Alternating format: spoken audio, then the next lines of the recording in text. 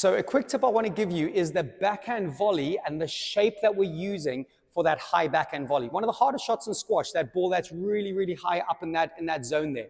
And I think it's really important to learn the shape of the swing. So often I see people go in there and they just fly swatting it and they kind of really pulling it down and ball goes up there and it's like a little bit of just a rolling over. It wasn't a too bad of a shot, but it's not reliable.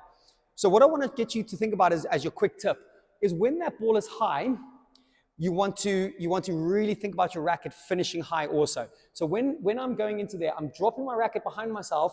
I actually get it quite low in that back part of the swing.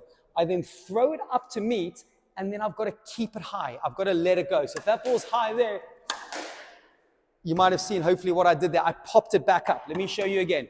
When that ball's high, you need to finish high. There's a little flourish of the wrist. There's a little extension. There's a little bit of an exaggeration with that high backhand volley.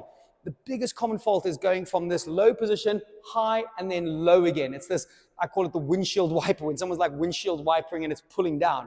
What we need is you to throw it up there, to really leave it up there on that high volley. So it's up there, getting that shape, pulling that ball around. Really, really good tip to take on. Tough to do, needs a bit of practice, needs a bit of control on the arm, but see if you can go and take that and pull that into your game as your tip.